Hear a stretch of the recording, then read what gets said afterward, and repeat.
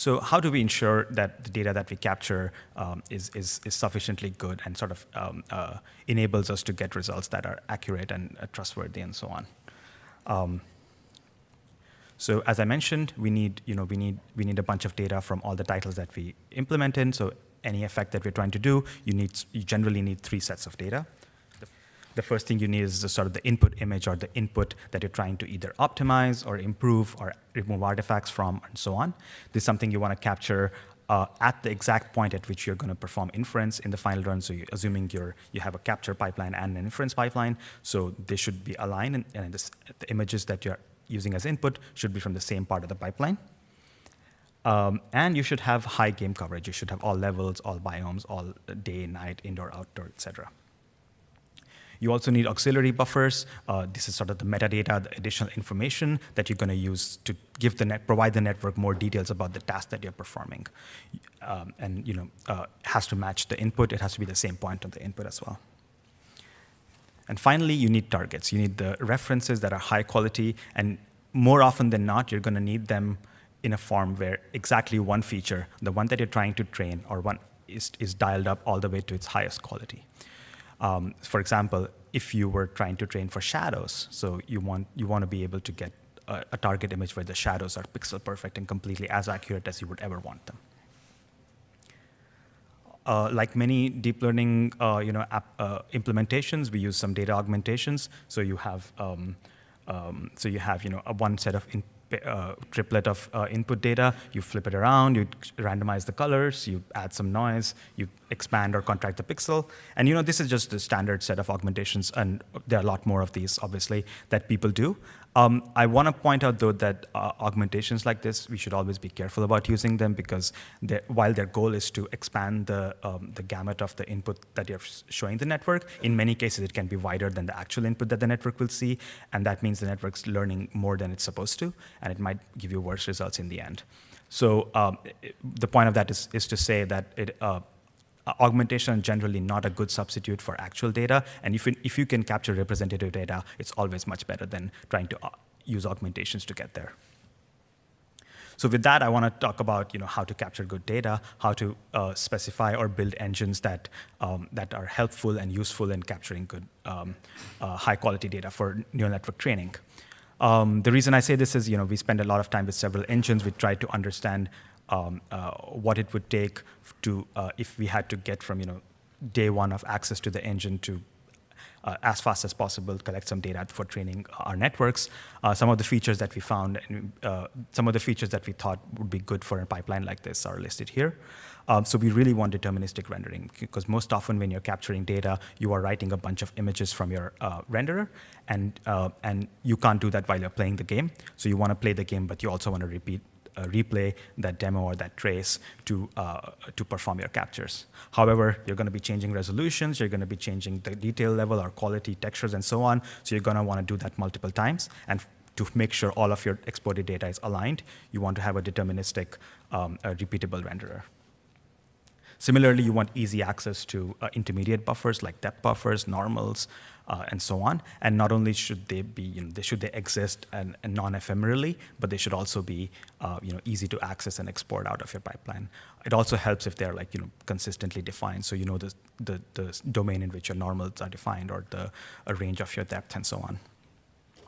Finally, you need the ability to dial up individual effects to 11. You need to be able to say, I want specular reflections for my reference images to be as good as possible. And usually engines might stop at a quality level that's still real time. You want something that goes beyond that. You want something that is offline quality flawless, because any sort of flaws in your target image, the network's going to learn to reproduce them, and then it's not going to look nice. With that, I want to spend a few minutes just to look at some of the example bugs that we encountered and how we fixed them. The goal of this slide is threefold. First, to show you that no matter what you do, you will get these kind of bugs, because the data is never going to be perfect. It's always going to be missing something or incorrect in some way. The second thing I want to show is it's not it's not an unreasonable effort to fix these bugs. It's fully principled. It's easy to understand, and once you understand the cause of why these bugs are happening, it's easy to fix them. And finally, I also want to share that these things, once you find a bug in your data, you don't have to fall back and completely retrain your network. Sometimes these things take days to train, and you don't want to do that. If you use any of the well-known and published model refinement techniques, many of these bugs can be fixed by just that. So not only is it easy to understand and fix, it's also not that expensive in terms of time. So what I want to motivate here is that these bugs are complicated and they may look weird, but they're easy to understand, easy to fix overall. So this is an example showing when we trained our network to do some image improvement, but during training, we didn't have any temporal screen space jitter in our input, but during the output we did. So basically the problem we had is that the training and the inference data doesn't match. So on the left, you see what happens when a network gets trained that way. You can see that the output is kind of, it's not looking alias, but it's shaky overall. And that's because the network doesn't know what to do with jitter, but it's still trying to do the best job. On the right, you see what happens when you improve that or fix that image. And clearly the shaking is gone and the quality is also a little bit better. Similarly, if you have, we are using 64 samples per pixel accumulation to get our target reference images, but if you don't use a good enough resolve filter, you're going to get targets that are not sharp enough. And even though the network is capable of giving you sharp outputs, it's not going to do that because you just didn't ask to do it that way. But we discovered that it is possible to be too sharp. Sometimes you use off-the-shelf resolve filters, but when the intensity difference is 20,000:1, sometimes you get these negative lobes that are very prominent in the data. You might not see it directly, but you will see it in game. And you'll see like an outline around the sun and you don't know what's going on. But when you look at the data, you realize obviously there's a problem with the way we resolved our images, and if we just fix that, it might look better. So we did that. We changed the filter from a Lanczos filter to a bilateral filter, which at really high contrast didn't do that job. And the problem was fixed, and it didn't take me to retrain the entire network just to do some model refinement using selected data.